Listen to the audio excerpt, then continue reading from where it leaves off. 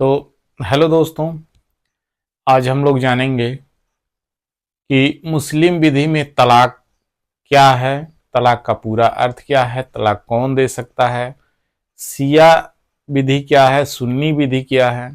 ये सारी चीज़ें इस वीडियो में हम लोग जानेंगे। ठीक है, तो वीडियो के एंड तक आप बने रहिएगा, वीडियो को स्किप मत करिएगा और वीडियो के लास्ट तक बने रहिएगा, तभी आपको पूरी जानकारी मिल पाएगी। तो चलिए हम लोग चलते हैं। मुस्लिम विधि।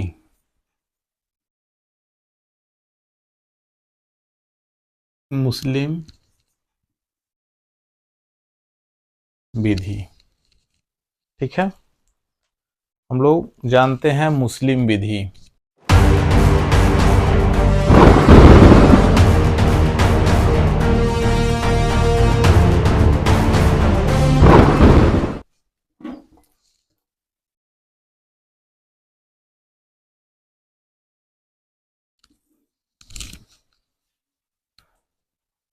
मुस्लिम विधि क्या है, इसमें तलाक क्या है। तलाक का सीधा अर्थ होता है, तलाक एक अरबी शब्द है, ठीक है। तलाक का अर्थ होता है निराकरण, किसी चीज से दूर होना। लेकिन मुस्लिम विधि में तलाक का अर्थ होता है कि विवाह से दूर होना, यानी अपने पत्नी से वैवाहिक संबंध से दूर होना, दूर हटना। ठीक है, ये तलाक का अर्थ होता है मुस्लिम विधि में।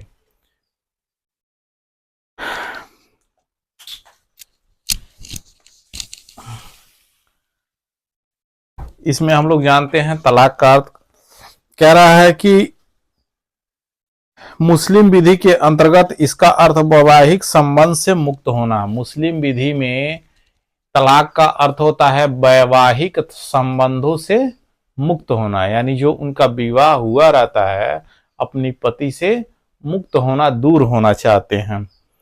वह हर प्रकार के विवाह विच्छेद एक व्यापक नाम है। मुस्लिम विधि में कोई स्वस्थ चित्त एवं, ध्यान से सुनिएगा, कोई स्वस्थ चित्त यानी कोई भी व्यक्ति स्वस्थ चित्त है या एवं वयस्क है, अपनी पत्नी को बिना कोई कारण बताए, कोई भी पति है या कोई भी व्यक्ति है वह स्वस्थ है, बिल्कुल फ्रेश है, सही है, और अपने पत्नी को बिना किसी कारण का, बिना कोई कारण बताए हुए, वह बालिग है, बिना कोई कारण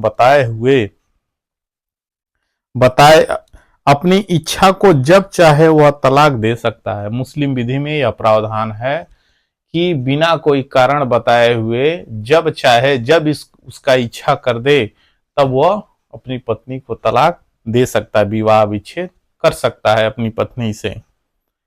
हनफी विधि के अंतर्गत विवस्था या नशे में दिया गया तलाक वैध एवं प्रभावी होता है।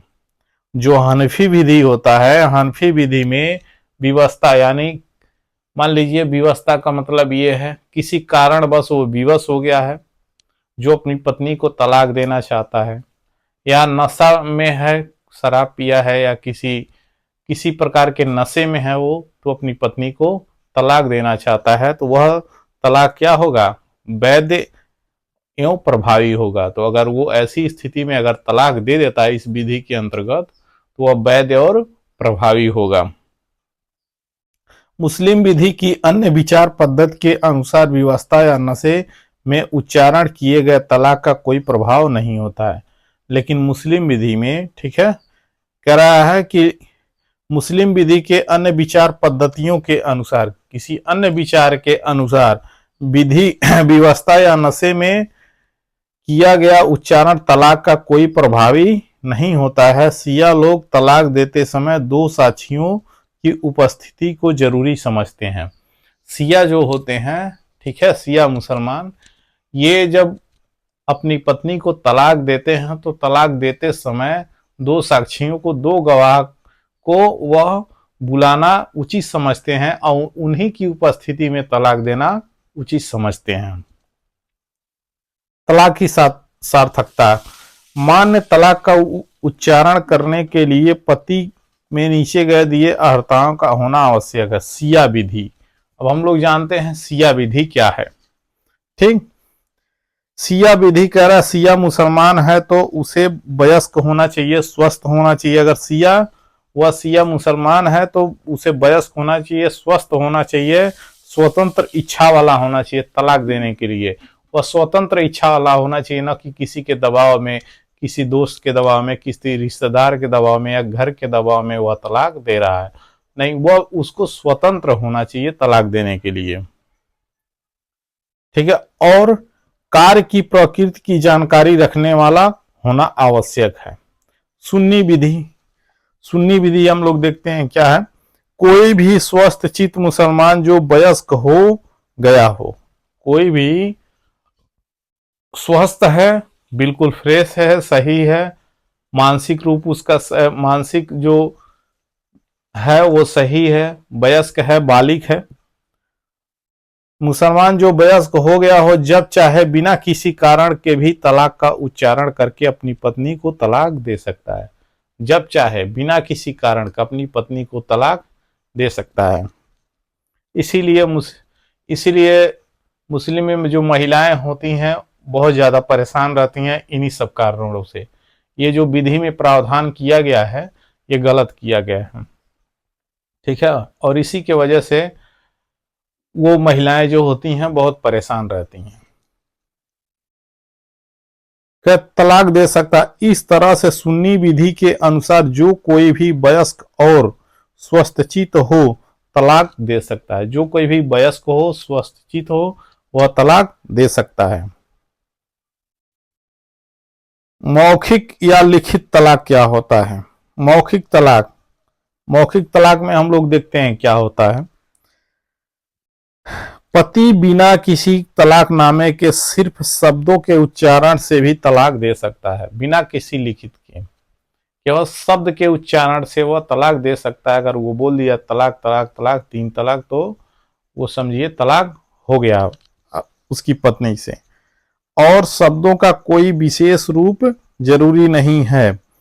यदि शब्द स्पष्ट और उनके खिलाफ दिया जाना अच्छी तरह से स्पष्ट है, यदि पति के द्वारा किया गया जो उच्चारण है वह स्पष्ट होना चाहिए, बिल्कुल स्पष्ट होना चाहिए, तो वह क्या है? तलाक है। क्या है? तलाक है। तो इस आशय से प्रमाणित की जरूरत नहीं होती है। यदि प्रयोग में लाए गए शब्द अनिश्चित हो तो शब्द प्रयोग करने वाले आशय को प्रमाणित किया जाना जरूरी होता है। यदि कोई ऐसा शब्द का प्रयोग किया गया है तो उसे प्रमाणित किया जाना आवश्यक है, जरूरी है। अब देखिए कह रहा है मैं तुम्हें तलाक दे दिया हूं, मैं तुम्हें तलाक दे दिया, मैं हमेशा के लिए अपनी पत्नी को तलाक देता हूं और अपने लिए हराम बनाता हूं। जैसा वयस्क विवाह विच्छेद या इस आशय से स्पष्ट करने और इस प्रमाण का कोई भी जरूरत नहीं है। तुम मेरी चचेरी बहन हो, ठीक है, तुम मेरी चचेरी बहन हो, तुम यहाँ से चली जाओ, या मैं तुम्हारे साथ किसी भी प्रकार का कोई संबंध नहीं रखना।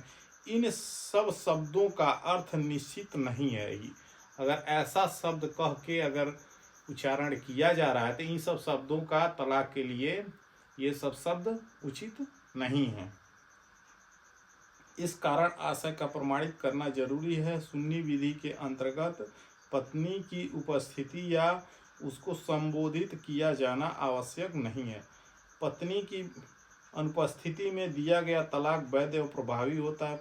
पत्नी की भी अनुपस्थिति में दिया गया तलाक वैध एवं प्रभावी होता है, परंतु पत्नी को नामांकित किया जाना आवश्यक है। परंतु पत्नी को नामांकित किया जाना आवश्यक है।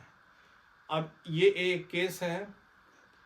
इस केस में हम लोग जानते हैं फजरत हंद हुसैन बनाम खानू बीवी के बाद में तलाक पारिवारिक वकील के सामने दिया गया था।